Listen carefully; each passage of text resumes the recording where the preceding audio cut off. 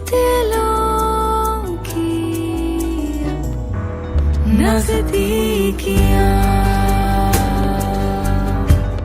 नजदीकियां। बॉलीवुड में यूं तो तमाम तरह की एक्शन, लव, रोमांस, थ्रिलर फिल्में बनती रहती है, लेकिन आज हम आपको बॉलीवुड में बनी 10 ऐसी फिल्मों के बारे में बताने जा रहे हैं जो LGBTQ+ लोगों या उनके मुद्दों पर बनी है। इंटरनेशनली तो दुनिया भर में LGBTQ+ के मुद्दों पर काफी फिल्में हैं, लेकिन बॉलीवुड में ऐसी फिल्में सिर्फ गिनती भर की है। पिछले कुछ सालों में अगर बॉलीवुड फिल्मों में LGBTQ+ लोगों या उनके संबंध को दिखाया भी गया है तो उन्हें सिर्फ भद्दे या हंसी मजाक के तौर पर ही दिखाया गया है, जबकि इतने इंटेलेक्चुअल मेकर्स द्वारा इस तरह के उपहास और मानवीय संवेदनाओं की नासमझी की उम्मीद नहीं की जाती। फिर भी कुछ फिल्म मेकर्स ने साहस दिखाया है और LGBT के मुद्दों को सही ढंग से दिखाया है। तो आज बात करेंगे ऐसी ही कुछ फिल्मों के बारे में। दोस्तों, मैं हूँ यक्षिता मेहरा और आप देख रहे हैं साहित्य और सिनेमा। अगर अभी तक आपने हमारा चैनल सब्सक्राइब नहीं किया है तो जल्दी से कर लें और बेल आइकन भी दबा लें। देखिए, सिर्फ एक मर्द और औरत के बीच के प्यार या रिश्ते नहीं होते हैं, बल्कि एक स्त्री एक दूसरी स्त्री से वैसा ही प्रेम कर सकती है जैसा मेल और फीमेल के बीच में होता है, और ऐसे ही एक मेल दूसरे मेल के बीच भी प्रेम हो सकता है। और ये कोई हंसी मजाक की बात नहीं है। अगर इंसानों की फीलिंग्स को इंसान ही नहीं समझते और इसका मजाक बनाते हैं तो शायद अभी हमें और इंसानियत सीखना बाकी है। तो आइए पहले आपको बता दूं कि LGBT का मतलब क्या है। समलैंगिकों को आम बोलचाल की भाषा में LGBT बोला जाता है, यानी लेस्बियन, गे, बाइसेक्सुअल और ट्रांसजेंडर। इसमें कुछ दूसरे वर्गों को जोड़कर इसे क्वियर कम्युनिटी का नाम दिया गया है, इसलिए इसे LGBTQ भी कहा जाता है। आज हमारे देश में समलैंगिकता कानून अपराध नहीं है। लंबे संघर्ष के बाद सुप्रीम कोर्ट ने IPC धारा 377 से समलैंगिकता को हटाया है, पर अभी भी लड़ाई बहुत लंबी है। LGBTQ को लेकर समाज में आज भी कई गलत अवधारणाएं हैं, जिसके कारण बहुत से लोगों का जीवन नर्क बना हुआ है, और इन्हें दूर करने में फिल्में बहुत महत्वपूर्ण भूमिका निभा सकती हैं। तो बात करते हैं उन फिल्मों की जिन्होंने काफी बेहतर ढंग से LGBTQ के मुद्दों को उठाया है। सबसे पहले नंबर 1, फिल्म फायर। ये फिल्म 1996 की फिल्म है जिसे दीपा मेहता ने डायरेक्ट किया था। दीपा मेहता की यह फिल्म शायद समलैंगिक संबंधों को दिखाने वाली पहली फिल्म है। Deepa Mehta world famous film maker है और एलिमेंट्स ट्रिलॉजी फायर 1996, अर्थ 1998 और वाटर 2005 के लिए जानी जाती है। अर्थ को सर्वश्रेष्ठ विदेशी भाषा फिल्म के ऑस्कर पुरस्कार के लिए अपनी आधिकारिक प्रविष्टि के रूप में भारत द्वारा प्रस्तुत किया गया था, और सर्वश्रेष्ठ विदेशी भाषा फिल्म के लिए ऑस्कर पुरस्कार के लिए वाटर कनाडा की तरफ से ऑफिशियल एंट्री मिली थी। फिल्म फायर कहानी है सीता यानी नंदिता दास और राधा यानी शबाना आजमी की, जिनकी शादी एक ही परिवार में 2 भाइयों से हुई है। सीता के पति को उसमें कोई दिलचस्पी नहीं है और शादी के बाद भी वह एक दूसरी औरत से रिश्ते में रहता है, और राधा के पति ने किसी धर्मगुरु की बातों में आकर संन्यास ले लिया होता है। ऐसे में सीता और राधा एक दूसरे के अकेलेपन का सहारा बन जाती है और धीरे धीरे उनकी दोस्ती होती है और फिर वो रिलेशनशिप में आ जाती है। इस फिल्म को लेकर बहुत विवाद हुआ था और इस पर धार्मिक भावनाएं आहत करने और भारत की संस्कृति को दूषित करने के भी आरोप लगे थे। इसके बावजूद फिल्म ने अंतर्राष्ट्रीय स्तर पर खूब नाम कमाया और कई पुरस्कार भी जीते थे। नंबर 2, दूसरी फिल्म है दरमिया।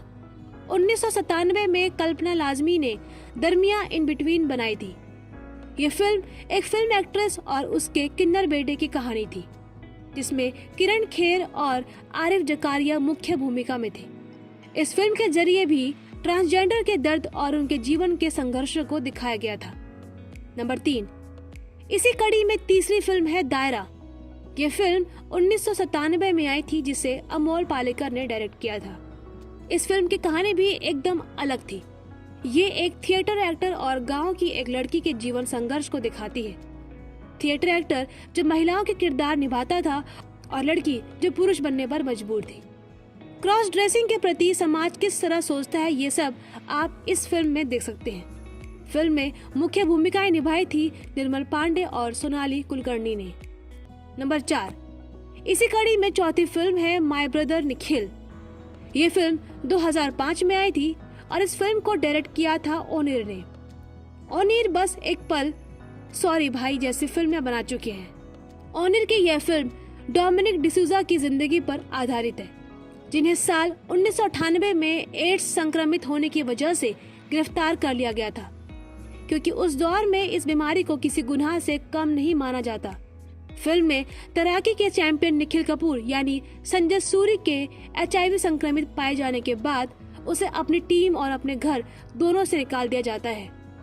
जब पूरी दुनिया निखिल से मुंह मोड़ लेती है, उसका बॉयफ्रेंड नाइजेल यानी पूरब कोहली और उसकी बहन अनामिका यानी जूही चावला ही उसका सहारा बनते हैं। यह फिल्म HIV, एड्स और यौनिकता के मुद्दों को संवेदनशीलता से दिखाती है और अपने समय के हिसाब से ये फिल्म काफी आगे के वक्त की कहानी बयां करती है। 5वीं फिल्म का नाम है I am. My brother Nikhil के बाद ओनिर ने 2010 में फिल्म आई एम बनाई थी। ये समलैंगिक रिश्तों पर बनी पहली फिल्म थी जिसे राष्ट्रीय पुरस्कार दिया गया था। कहा जा सकता है कि इस फिल्म के बाद लोगों ने समलैंगिक रिश्तों के प्रति अपना नजरिया बदलना शुरू किया। फिल्म में 4 अलग अलग कहानियां थी जो देखने लायक है और समलैंगिक रिश्तों के प्रति हमें जागरूक करती है। नंबर 6, छठी फिल्म है मार्गरीटा विद अ स्ट्रॉ। ये फिल्म 2014 में आई थी और इसे डायरेक्ट किया था सोनाली बॉस ने। उन्होंने 2005 में अमू, 2019 में द स्काई इज पिंक जैसी फिल्में बनाई है। Margarita with a straw film sexuality और विकलांगता के विभिन्न पहलुओं की स्टोरी है। कहानी है सेरिब्रल पॉलिसी नाम की बीमारी से पीड़ित लैला की, जिसका किरदार निभाकर कल्कि कोचलिन ने the screen award for best actress और the national film award special jury award आदि अपने नाम किए थे। लैला का कैरेक्टर अलग लोगों के साथ संबंधों के जरिए अपने शरीर, अपनी इच्छाओं और अपने आप को पहचानती है। अपनी जिंदगी में वह जिनसे रिश्ता जोड़ती है उनमें से एक है खानम यानी साइनी गुप्ता। वो दृष्टिहीन स्टूडेंट है जिसके साथ रहकर लैला को जिंदगी का एक नया चेहरा नजर आता है। लैला और खानम की प्रेम कहानी बेहद खूबसूरत है। दोनों के रिश्ते की हर छोटी बड़ी बात दिल को छू जाती है। लैला का अपने बाइसेक्सुअल होने का स्वीकार करना और अपने परिवार को ये बात बताना इस फिल्म के कुछ यादगार पल हैं। नंबर 7, इसी कड़ी में 7वीं फिल्म है बॉम्बे टॉकीज। 2013 में आई बॉम्बे टॉकीज में भी 4 कहानियां थी जिसे करण जौहर, अनुराग कश्यप, जोया अख्तर और दिवाकर बनर्जी ने निर्देशित किया था। एक कहानी एक गे कपल पर फोकस थी जिसे रणदीप हुड्डा और सकीब सलीम ने निभाया था। दोनों के प्रेम को काफी अच्छे ढंग से दिखाया गया था और इन दोनों का लिप लॉक सीन बेहद चर्चित रहा था। नंबर 8, इसी कड़ी की 8वीं फिल्म है अलीगढ़। उर्दू बोलने वाले शहर में मराठी सिखाता हूँ। शादीशुदा लोगों के बीच अकेला रहता हूँ। हंसल मेहता की यह फिल्म 2016 में आई थी और यह फिल्म सत्य घटनाओं पर आधारित है। यह अलीगढ़ मुस्लिम यूनिवर्सिटी के प्रोफेसर रामचंद्र सीरस के बारे में है, जिन्हें उनकी समलैंगिकता के कारण यूनिवर्सिटी से निकाल दिया गया था। प्रोफेसर सीरस की भूमिका मनोज वाजपेयी ने निभाई है।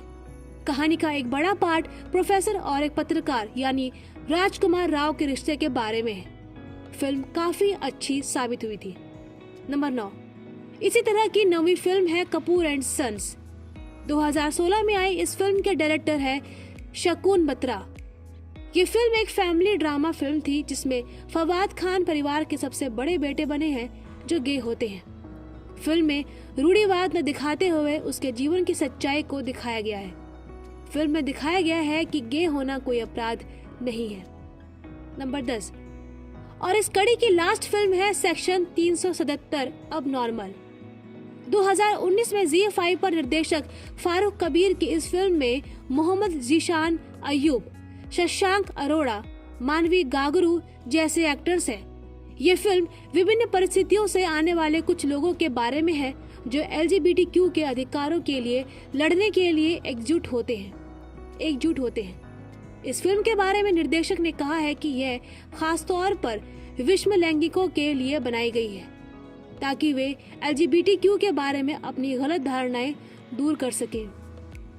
इन फिल्मों के मेकर्स को सच में सैल्यूट बनता है क्योंकि फिल्मों के माध्यम से उन्होंने उन लोगों की आवाज बनने की कोशिश की है जिन्हें समाज आज 2021 तक भी सही से समझ पाने में फेल है और उन्हें मजाक का पात्र ही समझा जाता है।